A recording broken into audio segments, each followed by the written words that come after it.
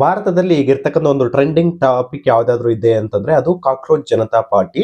Supreme court ನ ನ್ಯಾಯಾಧೀಶರಾಗಿರ್ತಕ್ಕಂಥ ಸೂರ್ಯಕಾಂತ್ ಅವರು ಆಡಿರ್ತಕ್ಕಂಥ ಒಂದೇ ಒಂದು ಮಾತಿನಿಂದ ಈ ಒಂದು ಪಕ್ಷ ಅನ್ನೋದು ಹುಟ್ಟುಕೊಂಡಿದೆ ಅಂತಾನೆ ಹೇಳ್ಬೋದು. ಅಂಡ್ ಈ ಒಂದು ಪಕ್ಷ ಅನ್ನೋದು ಹುಟ್ಟುಕೊಂಡ ಮೇಲೆ ಕೆಲವೇ ದಿನಗಳಲ್ಲಿ ಇನ್ಸ್ಟಾಗ್ರಾಮ್ ಅಲ್ಲಿ 20 ಮಿಲಿಯನ್ ಫಾಲೋವರ್ಸ್ ಗಳನ್ನು ಸಂಪಾದಿಸಿದೆ ಅಂತಾನೆ ಹೇಳ್ಬೋದು ಈ ಒಂದು ವಿಡಿಯೋ ರೆಕಾರ್ಡ್ ಮಾಡೋ ವೇಳೆಗೆ. ಅಂಡ್ ಬಿಜೆಪಿ ಮತ್ತೆ ಕಾಂಗ್ರೆಸ್ ಎರಡೂ ಇನ್ಸ್ಟಾಗ್ರಾಮ್ ಅಕೌಂಟ್ ಗಳ ಫಾಲೋವರ್ಸ್ ಏನಿದೆ ಆ ಒಂದು ರೆಕಾರ್ಡ್ ಅನ್ನ ಮೀರಿ ಈಗ ನಂಬರ್ 1 ಸ್ಥಾನದಲ್ಲಿ ಈ ಒಂದು ಕಾಕ್ರೋಚ್ ಜನತಾ ಪಾರ್ಟಿ ಅನ್ನೋದು ಬಂದಿದೆ ಅಂತ ಹೇಳ್ಬೋದು. ಅಂಡ್ ಏನಕ್ಕೋಸ್ಕರ ಈ ಒಂದು ಕಾಕ್ರೋಚ್ ಜನತಾ ಪಾರ್ಟಿ ಹುಟ್ಕೊಂಡಿದೆ ಅಂಡ್ ಇಷ್ಟಕ್ಕೂ ಸುಪ್ರೀಂ ಕೋರ್ಟ್ ಜಡ್ಜ್ ಆಡಿರ್ತಕ್ಕಂಥ ಮಾತುಗಳು ಯಾವುವು, ಏನಕ್ಕೆ ಜೆನ್ಜಿ ಜನರೇಷನ್ ಅನ್ನೋದು ಇಷ್ಟೊಂದು ಕನೆಕ್ಟ್ ಆಗ್ತಾ ಇದ್ದಾರೆ ಈ ಒಂದು ಪಾರ್ಟಿಗೆ, ಸುಮಾರಷ್ಟು ರಾಜಕೀಯ ವ್ಯಕ್ತಿಗಳು ಒಂದು ಬೆಂಬಲವನ್ನ ಸೂಚಿಸ್ತಾ ಇದ್ದಾರೆ. ಅಂಡ್ ಅಧಿಕಾರದಲ್ಲಿರ್ತಕ್ಕಂಥ ಬಿಜೆಪಿಗೆ ಒಂದು ನಡುಕವನ್ನ ಹುಟ್ಟಿಸಿದೆ ಅಂತಾನೆ ಹೇಳ್ಬೋದು ಈ ಒಂದು ಪಕ್ಷ. ಇಷ್ಟಕ್ಕೂ ಈ ಒಂದು ಪಕ್ಷ ಯಾವುದೇ ಚುನಾವಣೆಯಲ್ಲಿ ಅಫಿಷಿಯಲ್ ಆಗಿ ಕಂಟೆಸ್ಟ್ ಮಾಡಿಲ್ಲ. ಅದಷ್ಟೇ ಅಲ್ಲದೆ ಚುನಾವಣಾ ಆಯೋಗದಲ್ಲಿ ಈ ಒಂದು ಪಕ್ಷ ರಿಜಿಸ್ಟರ್ ಕೂಡ ಆಗಿಲ್ಲ. ಜಸ್ಟ್ ಒಂದು ಟ್ರೆಂಡಿಂಗ್ ಅಲ್ಲಿ ಇರ್ತಕ್ಕಂಥ ಈ ಒಂದು ಪಕ್ಷದ ಧ್ಯೇಯಗಳೇನು, ಮ್ಯಾನಿಫೆಸ್ಟೋದಲ್ಲಿ ಏನ್ ಹೇಳಿದ್ದಾರೆ ಅಂಡ್ ಈ ಒಂದು ಪಕ್ಷವನ್ನ ಸೇರ್ಬೇಕು ಅಂತಂದ್ರೆ ಕ್ರೈಟೀರಿಯಾ ಏನು ಅನ್ನೋದ್ರ ಬಗ್ಗೆ ಈ ಒಂದು ವಿಡಿಯೋದಲ್ಲಿ ಕಂಪ್ಲೀಟ್ ಆಗಿ ತಿಳಿಸೋ ಪ್ರಯತ್ನವನ್ನ ಮಾಡ್ತೀನಿ. ಅದಕ್ಕೋಸ್ಕರ ವಿಡಿಯೋನ ಕಂಪ್ಲೀಟ್ ಆಗಿ ನೋಡಿ ಅಂತ ರಿಕ್ವೆಸ್ಟ್ ಮಾಡ್ಕೊಳ್ತೀವಿ. ಇಫ್ ಇನ್ ಕೇಸ್ ನೀವು ಇನ್ನೂ ಕ್ರಿಯೇಟಿವ್ ಕೋದಂಡ ಯೂಟ್ಯೂಬ್ ಚಾನಲ್ ನ ಸಬ್ಸ್ಕ್ರೈಬ್ ಮಾಡ್ಕೊಂಡಿಲ್ಲ ಅಂದ್ರೆ ದಯವಿಟ್ಟು ಸಬ್ಸ್ಕ್ರೈಬ್ ಮಾಡ್ಕೊಳ್ಳಿ. ಅಂಡ್ ಇನ್ಸ್ಟಾಗ್ರಾಮ್ ಅಲ್ಲಿ ನೋಡ್ತಾ ಇದ್ರೆ ಅಂದ್ರೆ ಅಕೌಂಟ್ ನ ಫಾಲೋ ಮಾಡ್ಕೊಳ್ಳಿ. ಅಂಡ್ ಕಂಪ್ಲೀಟ್ ವಿಡಿಯೋ ನಿಮಗೆ ಯೂಟ್ಯೂಬ್ ಅಲ್ಲಿ ಇರುತ್ತೆ, ಯೂಟ್ಯೂಬ್ ಲಿಂಕ್ ಬಯೋದಲ್ಲಿ ಇರುತ್ತೆ. ಬನ್ನಿ ವಿಡಿಯೋನ ಸ್ಟಾರ್ಟ್ ಮಾಡೋಣ. ಇಷ್ಟಕ್ಕೂ ಈ ಒಂದು ಕಾಕ್ರೋಚ್ ಜನತಾ ಪಾರ್ಟಿ ಯಾವ ರೀತಿ ಹುಟ್ಕೊಳ್ತು ಅಂತ ಹಿನ್ನೆಲೆಯನ್ನು ನೋಡಕ್ ಹೋಗೋದಾದ್ರೆ, ಸುಪ್ರೀಂ ಕೋರ್ಟ್ ಅಲ್ಲಿ ಯಾವುದೋ ಒಂದು ಕೇಸ್ನ ಬಗ್ಗೆ ವಾದ ವಿವಾದಗಳು ನಡೀಬೇಕಾದ್ರೆ ಸುಪ್ರೀಂ ಕೋರ್ಟ್ ಜಡ್ಜ್ ಆಗಿರ್ತಕ್ಕಂಥ ಸೂರ್ಯಕಾಂತ್ ಅವರು ಇಂಡಿಯನ್ ಯೂತ್ ಅನ್ನ ಉದ್ದೇಶಿಸಿ ಅವರೊಂದು ಕಾಕ್ರೋಚ್ ಇದ್ದಂಗೆ ಅನ್ಎಂಪ್ಲಾಯ್ಮೆಂಟ್ ಯೂತ್ಸ್ ಏನಿದ್ದಾರೆ ಅವರು ಕೆಲವೊಬ್ರು ಜರ್ನಲಿಸಂಗೆ ಬರ್ತಾರೆ, ಇನ್ನು ಕೆಲವರು ಸೋಷಿಯಲ್ ಮೀಡಿಯಾ ಜರ್ನಲಿಸ್ಟ್ ಗಳಾಗ್ತಾರೆ, ಇನ್ನು ಕೆಲವರು RTI ಆಕ್ಟಿವಿಸ್ಟ್ ಗಳಾಗ್ತಾರೆ. ಇವರೆಲ್ಲ ಒಂಥರ ಕಾಕ್ರೋಚ್ ಗಳಿದ್ದಂಗೆ, ಇವರು ಪ್ಯಾರಸೈಟ್ಸ್ ಪರಾವಲಂಬಿಗಳು ಅನ್ನೋ ರೀತಿ ಒಂದು ಕಮೆಂಟ್ಸ್ ಅನ್ನ ಪಾಸ್ ಮಾಡ್ತಾರೆ.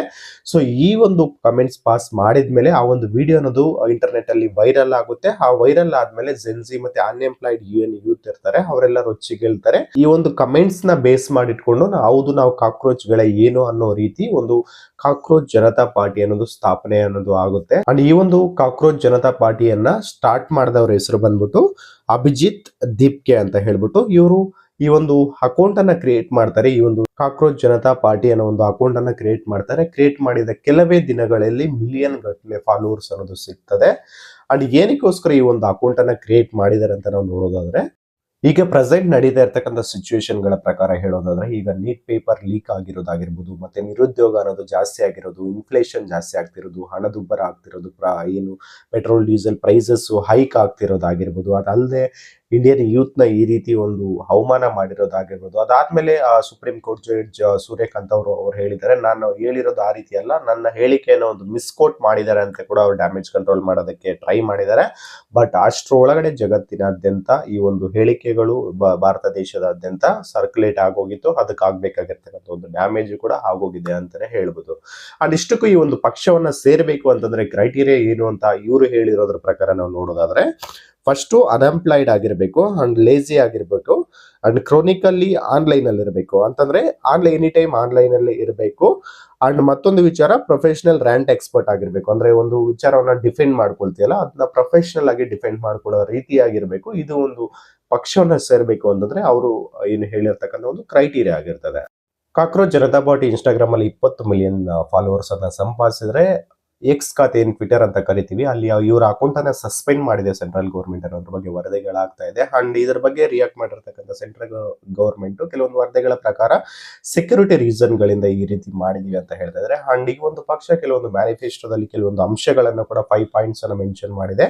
ಅವು ಏನು ಅಂತ ನಾವು ಹೇಳೋದಾದ್ರೆ, ಸೊ ಫಸ್ಟ್ ಪಾಯಿಂಟ್ ಏನಪ್ಪಾ ಅಂತಂದ್ರೆ, ಸುಪ್ರೀಂ ಕೋರ್ಟ್ ಜಡ್ಜ್ ಆಗಿರೋರು ರಿಟೈರ್ಮೆಂಟ್ ಆದ್ಮೇಲೆ ಅವರಿಗೆ ರಾಜ್ಯಸಭಾ ಸೀಟ್ ಅನ್ನು ಒಂದು ಪಕ್ಷದಿಂದ ಕೊಡ್ತಾರೆ. ಯಾವ ಒಂದು ಪಕ್ಷಕ್ಕೆ ಫೇವರ್ ಆಗಿ ಕೆಲಸ ಮಾಡುತ್ತೋ ಆ ರೀತಿ ಒಂದು ಏನು ಅಭ್ಯಾಸ ಏನಿದೆ ಈಗೇನ್ ನಡ್ಕೊ ಬರ್ತಾ ಇದೆ ಅದು ಇರಬಾರ್ದು, ಅದನ್ನ ನಾವು ಬ್ಯಾನ್ ಮಾಡ್ತೀವಿ ನಾವೇನಾದ್ರೂ ಅಧಿಕಾರಕ್ಕೆ ಬಂದ್ರೆ ಅಂತ ಹೇಳಿದ್ದಾರೆ. ಅಂಡ್ ಸೆಕೆಂಡ್ ಪಾಯಿಂಟ್ ಏನಂತಂದ್ರೆ, ಯಾವುದೇ ಒಬ್ಬ ವೋಟರ್ ಅನ್ನ ಅವ್ನು ಜೆನ್ಯೂನ್ ಆಗಿದ್ದು ಅವನ್ನ ವೋಟರ್ ಲಿಸ್ಟ್ ಇಂದ ತೆಗೆದಾಕಿದ್ದಾರೆ ಅಂತಂದ್ರೆ, ಸೊ ಆ ರೀತಿ ಮಾಡಿರ್ತಕ್ಕಂಥ ಎಲೆಕ್ಷನ್ ಕಮಿಷನ್ ಏನಿದೆ ಅವ್ರ ಮೇಲೆ ಒಂದು UAPA ಆಕ್ಟ್ ಹಾಕಿ ಅವರನ್ನ ಟೆರರಿಸ್ಟ್ ಗಳಂತೆ ಟ್ರೀಟ್ ಮಾಡಿ ಅವರನ್ನ ಅರೆಸ್ಟ್ ಮಾಡಬೇಕಾಗುತ್ತೆ. UAPA ಅಂತಂದ್ರೆ ಏನು, ಈಗ ದೇಶ ವಿರೋಧಿ ಚಟುವಟಿಕೆ ಮಾಡೋರ್ಗೆ ಏನಾಗ್ತಾರಲ್ಲ UAPA act, unlawful prevention act ಅಂತ ಹೇಳ್ಬಿಟ್ಟು, ಸೊ ಆ ರೀತಿ ಒಂದು ಕಾನೂನಿನಡಿ ಅವರಿಗೆ ಶಿಕ್ಷೆಯನ್ನ ಕೊಡಿಸಬೇಕು, ಕ್ರಮವನ್ನ ಕೈಗೊಳ್ಳಬೇಕು ಅಂತ ಹೇಳ್ಬಿಟ್ಟು ಇವರ ಒಂದು ಮ್ಯಾನಿಫೆಸ್ಟೋದಲ್ಲಿ ಸೆಕೆಂಡ್ ಪಾಯಿಂಟ್ ಅನ್ನ ಮೆನ್ಷನ್ ಮಾಡಿದ್ದಾರೆ. ಅಂಡ್ ಥರ್ಡ್ ಪಾಯಿಂಟ್ ಏನು ಅಂತ ಹೇಳೋದಾದ್ರೆ, ಆದ್ರೆ ವುಮೆನ್ಸ್ ಗೆ ರಿಸರ್ವೇಶನ್ ಅನ್ನೋದು 33% ಈಗೇನಿದೆ ಅದೆಲ್ಲ ನಾವು 50% ಅನ್ನ ಕೊಡ್ತೀವಿ. ಅದು ಯಾವುದೇ ರೀತಿಯಾದ ಈಗ ಏನ್ ಸೀಟ್ ಗಳಿದಾವೆ ಅದನ್ನ ಇನ್ಕ್ರೀಸ್ ಮಾಡದೆ ಈಗ ಇರೋ ಸೀಟ್ ಅಲ್ಲೇ 50% ರಿಸರ್ವೇಶನ್ ಅನ್ನ ಕೊಡ್ತೀವಿ ಅಂತ ಹೇಳಿದ್ದಾರೆ. ಅಂಡ್ ಫೋರ್ತ್ ಪಾಯಿಂಟ್, ಈಗೇನು ಮೀಡಿಯಾಗಳು ಏನಿದಾವೆ ಅವುಗಳನ್ನ ಸುಮಾರಷ್ಟು 90% ಮೀಡಿಯಾಗಳನ್ನ ಹೋಲ್ಡ್ ಮಾಡಿರೋದು ಅಂಬಾನಿ ಮತ್ತೆ ಅದಾನಿ ಆಗಿರ್ತಾರೆ. ಅಂಡ್ ಗೋಧಿ ಮೀಡಿಯಾ ಅಂತ ಕರೀತಾರೆ. ಗೋಧಿ ಮೀಡಿಯಾ ಅಂತಂದ್ರೆ ಬಿಜೆಪಿಗೆ ಪರವಾಗಿ ಕೆಲಸ ಮಾಡ್ತಕ್ಕಂಥದ್ದು. ಇವರ ಎಲ್ಲರುಗಳ ಒಂದು ಲೈಸೆನ್ಸ್ ಅನ್ನ ಕ್ಯಾನ್ಸಲ್ ಮಾಡ್ಬಿಟ್ಟು ಅಂಡ್ ಯಾರೆಲ್ಲ ಈ ಒಂದು ಬಯಾಸ್ಡ್ ಆಗಿ ಕೆಲಸ ಮಾಡಿರ್ತಾರೆ ಅವ್ರ ಮೇಲೆ ಒಂದು ಇನ್ವೆಸ್ಟಿಗೇಷನ್ ಅನ್ನ ಸ್ಟಾರ್ಟ್ ಮಾಡಿ ಅಂಡ್ ಪ್ರೊಫೆಷನಲ್ ಜರ್ನಲಿಸಂ ಅಂದ್ರೆ ಎಥಿಕಲ್ ಜರ್ನಲಿಸಂ ಮಾಡೋ ರೀತಿ ನಾವು ಅಧಿಕಾರಕ್ಕೆ ಬಂದ್ರೆ ಒಂದು ಹೊಸದಾದ ಜರ್ನಲಿಸಂಗೆ ಒಂದು ರೆವಲ್ಯೂಷನ್ ಅನ್ನ ಕೊಡ್ತೀವಿ, ಈಗಿರ್ತಕ್ಕಂಥ ಎಲ್ಲಾ ಮೀಡಿಯಾಗಳಿಗೆ ಲೈಸೆನ್ಸ್ ಅನ್ನ ರದ್ದು ಮಾಡ್ತೀವಿ ಅಂತ ಹೇಳ್ಬಿಟ್ಟು ಕೂಡ ಇವರು ಮ್ಯಾನಿಫೆಸ್ಟೋದಲ್ಲಿ ಮೆನ್ಷನ್ ಮಾಡಿದ್ದಾರೆ. ಅಂಡ್ ಲಾಸ್ಟ್ ಪಾಯಿಂಟ್ ಏನು ಅಂತಂದ್ರೆ ಯಾವುದೇ ಒಬ್ಬ MLA MP ಒಂದು ಪಕ್ಷದಲ್ಲಿ ಗೆದ್ದು ಮತ್ತೊಂದು ಪಕ್ಷಕ್ಕೆ ಪಕ್ಷಾಂತರಗೊಳ್ತಾ ಇದ್ದಾನೆ ಅಂತಂದ್ರೆ ಅವನು ಎಲೆಕ್ಷನ್ ನಿಲ್ಲೋದ್ರಿಂದ 20 ವರ್ಷಗಳ ಕಾಲ ಬ್ಯಾನ್ ಮಾಡಬೇಕು ಅಂತ ಹೇಳ್ಬಿಟ್ಟು ಈಗ ಡಿಫೆಕ್ಷನ್ ಲಾ ಏನಿದೆ ಅದು ಏನು 2/3 ಏನಾದ್ರು ಹೋದ್ರೆ ಅದು ಲೀಗಲ್ ಅಂತ ಏನಿದೆ ಆ ರೀತಿ ಅಲ್ಲದೆ ಅವನೇನಾದ್ರೂ ಪಕ್ಷಾಂತರಗೊಳ್ತಾ ಇದ್ದಾನೆ ಅಂತಂದ್ರೆ ಅವ್ನು 20 ವರ್ಷಗಳ ಕಾಲ ಯಾವುದೇ ಒಂದು ಎಲೆಕ್ಷನ್ಗೆ ಕಂಟೆಸ್ಟೆಂಟ್ ಮಾಡಬಾರ್ದು ಅನ್ನೋ ರೀತಿ ಕಾನೂನನ್ನ ಜಾರಿಗೆ ಮಾಡ್ತೀವಿ ಅನ್ನೋ ರೀತಿ ಇವ್ರು ಮ್ಯಾನಿಫೆಸ್ಟೋದಲ್ಲಿ ಮೆನ್ಷನ್ ಮಾಡಿದ್ದಾರೆ.